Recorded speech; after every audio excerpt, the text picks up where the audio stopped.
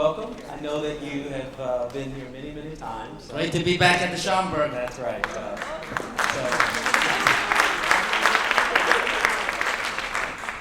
Mr. Liu, and this is true for all the candidates, the Schomburg Center is part of the New York Public Library. We certainly welcome our elected officials to come and to support these facilities, to rent our spaces, to be in touch with their constituents, to provide programming for their constituents. Just to acknowledge that John was here for Black History Month not too long ago. The format. My celebration of Black History. That's yes. right. That's right. An inside joke between Mr. Liu and Robert Jackson. The format is this: I will ask a series of questions, give you a couple minutes to respond, and then at the end you'll have a chance to make a closing statement. You've just seen Mr. Weiner do so. So let's begin. In the case of stop, question, and frisk, there have been a number of protests, lawsuits, ongoing challenges to the legitimacy of it.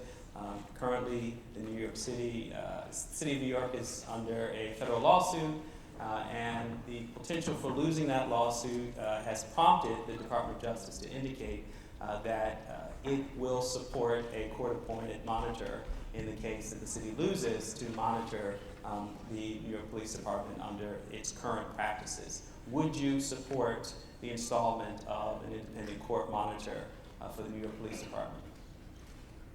Well, thanks for leading off with that question. This is an issue that I feel very deeply about. First of all, you call it stop, question, and frisk, okay? And that's what the technocrats and the politically correct people like to call it. But you go to any neighborhood in the city of New York, there's no questioning involved. It's just stop and frisk. So let's call it for what it is, stop and frisk. And this is a practice that, in my opinion, has greatly divided communities apart from the police. It has made the police have a tougher time doing their job and therefore made everybody less safe. Now, there are other strategies that the police could have and should have adopted. Community policing strategies like focused deterrence, where instead of stop and frisk, where you assume everybody's guilty and you wind up stopping hundreds of thousands of people, mostly young men of color, who have done largely nothing wrong, work with the police, work with the community members and the clergy leaders who generally know where the troubled spots are, and let the community be the extended eyes and ears of the police.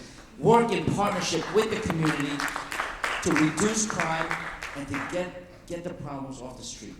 But you know, the way the stop and frisk question has been phrased by the mayor and the commissioner is just wrong. They justify it all sorts of different ways. The more numbers they throw at you, the less it actually makes sense. They said that it reduced murders. Well, we know now, they don't say that anymore because the numbers don't prove it. In fact, the number of murders already went way down from the 1990s, well before stop and frisk became widespread and rampant. The correlation is not there. The idea that stop and frisk gets guns off the street. You know, 1 in 1,000 stops gets a gun off the street.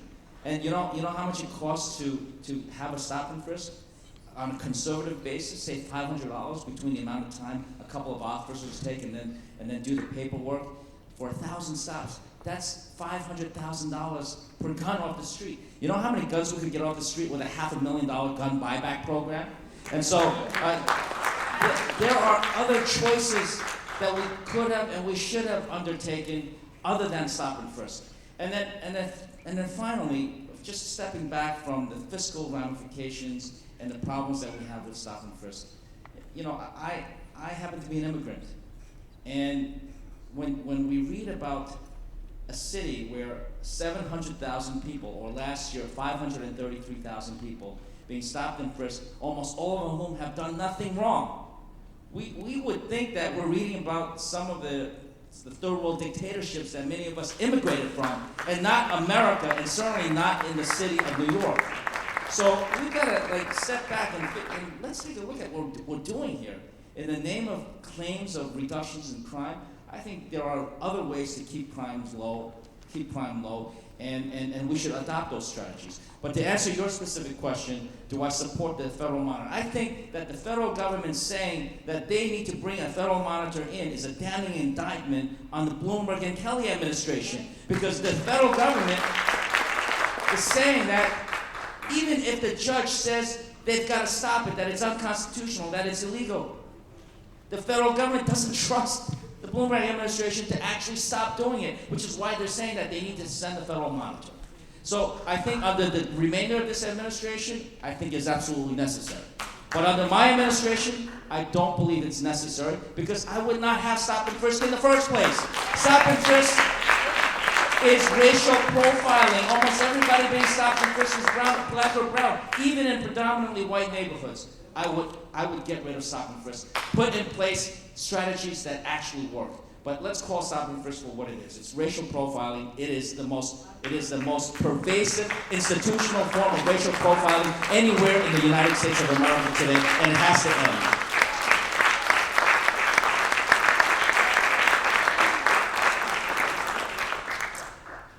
Condoms are used as evidence in police stops of people suspected of being sex workers, and catches or ensnares individuals who are presumptively sex workers by virtue of being stopped and finding condoms. What is your position on a state legislative bill that would disallow the use of condoms as evidence of prostitution?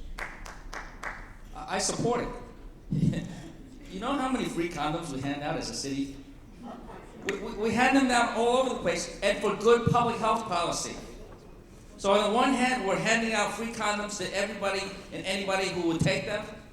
And on the other hand, we're using condoms as evidence of criminal behavior. To me, I don't know, maybe it's just me, but it doesn't make sense. The left hand doesn't know what the right hand the right hand is doing. But even more than that, you know, the idea that people could be sex workers because they're carrying condoms, you know, that is just presuming too much. And in a society where we actually have to pay more attention to the growing problem here in our very city of human trafficking and sex worker trafficking, because this happens to be the city where there is the greatest demand for sex workers. And that's something that we have to change. And if we don't change the mindset of law enforcement in this city, targeting sex workers as the criminals as opposed to the victims. You know, most sex workers start in their early teens. And yet they are treated as if they are the criminals.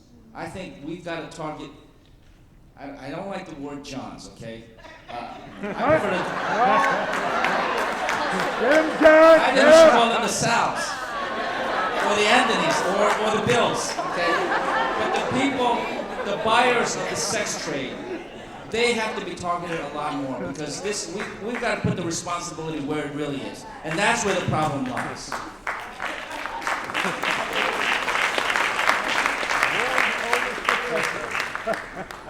So let's shift a little bit of attention to the Department of Corrections, and I'm going to ask you two questions. One on the use of solitary confinement, the other the use of services to the mentally ill.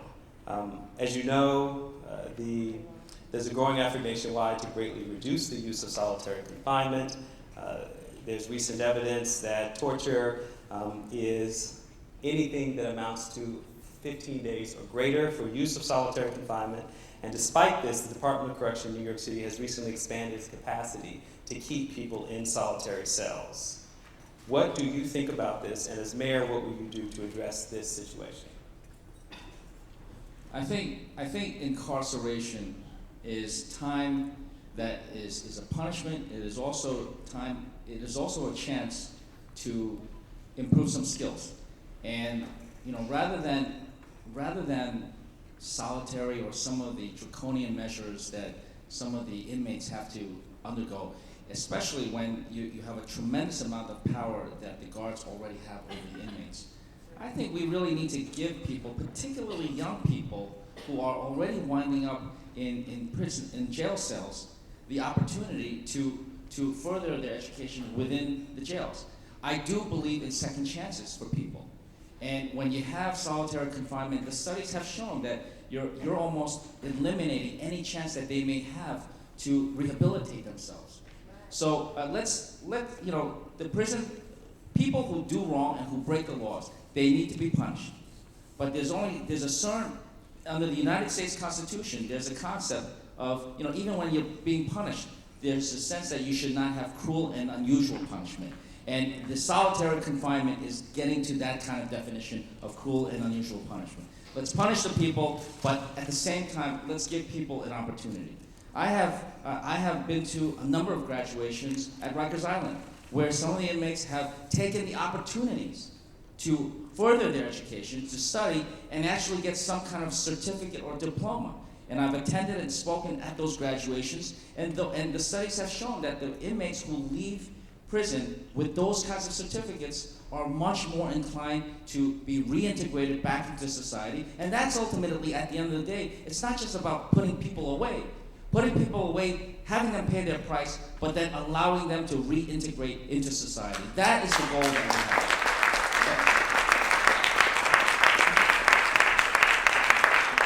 This question comes from Leah Ginter from Manhattan. She says that according to New York City's Department of Corrections, 44% of prisoners in Rikers jails have a diagnosed psychiatric disability, which translates to over 5,000 people being treated for a cost of $190 per day or $70,000 per year, without including the cost of medication and treatment.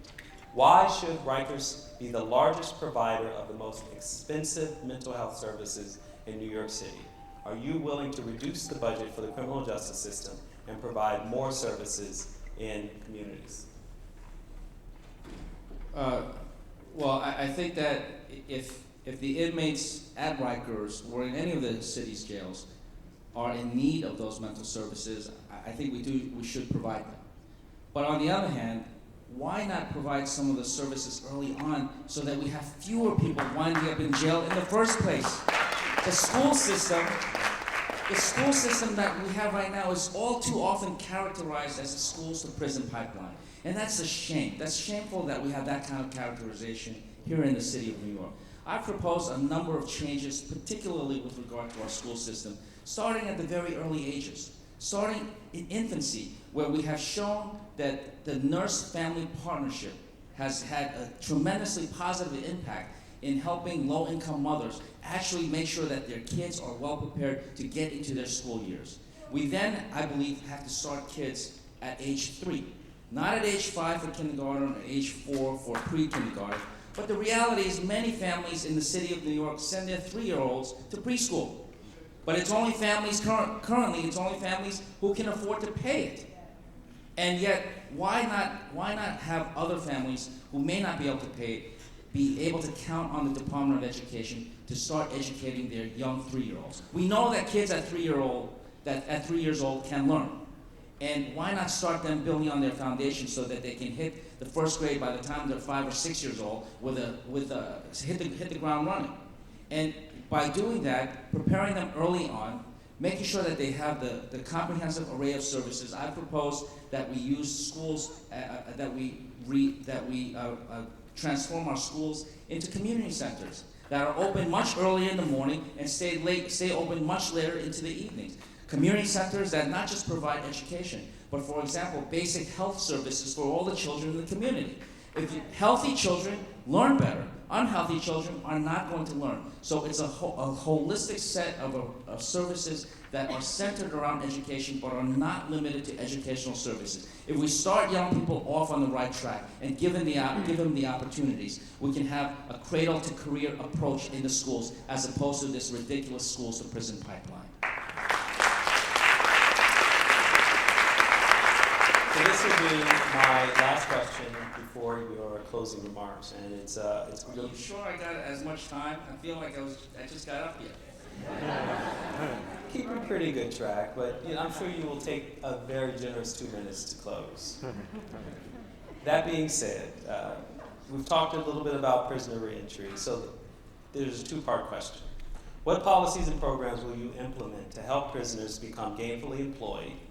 With the rate of privatization of the public sector, we will continue to be pushed out of New York. How will you attack this problem? This is a question from Sandra Holmes in Manhattan. Before you answer that question, it seems to me with many of your responses, you'll need a larger budget in order to achieve your goals. So how will you expand the public dollars necessary to achieve many of the goals you've articulated, including what you might do for prisoner reentry efforts? Sure. Well, it's prisoner reentry, but it's just at the end of the day, it's just about creating more jobs to begin with. The problem is that not only is it difficult for prisoners reentering society to get jobs, it's difficult for people, period, to get jobs nowadays. We now have a problem where the unemployment rate in the city of New York is significantly higher than the national average. And if you look at communities of color, the unemployment disparities are shocking. And so it is not just about economic recovery, as lots of people like to talk about, it's also about economic equity. And not just about reducing that unemployment rate, reducing unemployment disparities that continue to afflict communities of color far more than the average. So we've got to create jobs, and you ask me where are we going to get this money from? Well, you know how many billions of dollars the city of New York has given to private corporations and developers in recent years in return of their promises to create jobs? And through the audits that I've conducted, we have found that a vast majority of those subsidies wound up creating no jobs.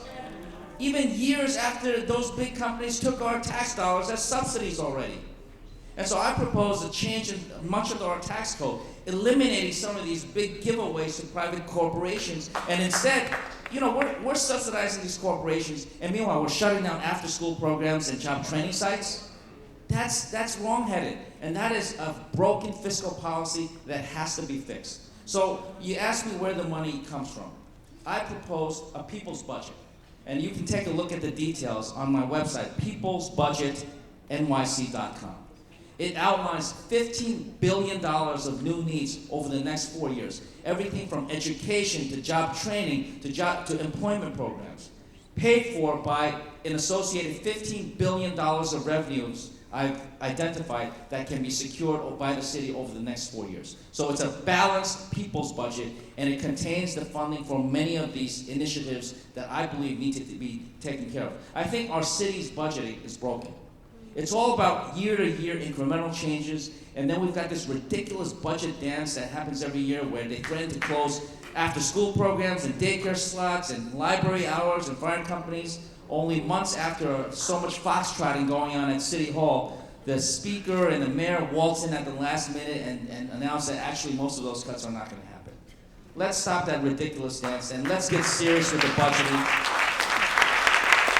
and make sure that the city's budget reflects what people in this city actually need. And one of the things that we don't need so much of is all these corporate subsidies that are given to big companies. Now you have 2 minutes to tell us more about yourself or what you plan to do for the future of New York. Well, I didn't get a chance to answer one of the other questions that was asked before, which was the NYPD tactic of spying on people simply because they're Muslim. So I'll just take 30 seconds to answer that if I can. I think it's astounding that anybody could justify the police or any part of government spying on anybody for the sole basis of their religion. That has to be stopped. And for anybody to say, well, it might lead to a tip or there, they did it for 6 years. For 6 years, they spied on people in mosques, on campuses, in the community, for no reason other than the people were Muslim. And for 6 years, you know how many leads they generated? Zero, not a single lead in 6 years. How can anybody justify that kind of tactic? Once again, I thought I was in America. And so we've got to be real about these kinds of tactics.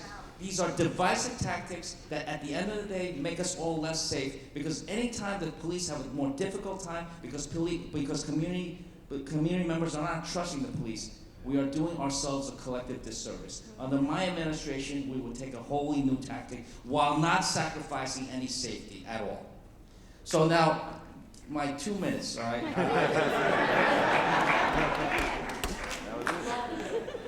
I love you guys, really. This is, I'll take 20 minutes, but I know Sal's waiting, and he's been waiting patiently, and he deserves a lot of kudos for that. Let me tell you something. I am an immigrant who came to the United States not knowing a word of English. I had a chance to grow up in public schools, and I studied I never studied politics or government. I got my degree in mathematical physics. I came back to New York City. I spent most of my career in the private sector as a management consultant. I was doing fairly well, but I wanted to give something back to this great city that gave me and my family tremendous opportunities to pursue and in many ways achieve the American dream. Now, today I have served 8 years in the city council. I'm almost done with 4 years as controller. I'm the chief financial officer of this great city.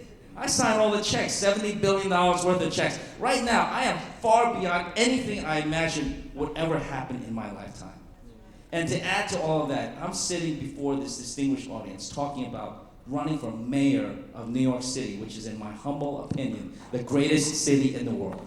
So this has been an incredible experience, and I know that with my background and the fact that I am different from my rivals in a lot of different ways. I've got a vision for the city, a vision to fix our economic and fiscal priorities that I talked about before, fixing our schools, stop running our schools as if they're corporate subsidiaries reporting up to DOE Corporation, and restore the learning environment in each and every one of our schools. We've got to build affordable housing for people who are living here already, as well as the 1 million people who are on their way to New York City. And at the end of the day, we've got to restore New York City as the place that my family came to, a place that meant that if you worked hard, you dream big, and then you work a little harder, you can achieve great success. Great success.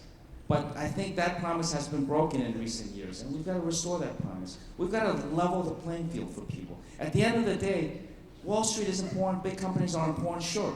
But the greatest assets of our city are the people of this city. And we've got to give people a chance to show what they can do. And when individuals succeed, the city of New York itself succeeds as well. That's what I want to do. I want to put the city of New York back into the hands of the working men and women, the people who made this city great in the first place. That is my dream, and I hope you'll give me a chance to pursue that. Thank you so much.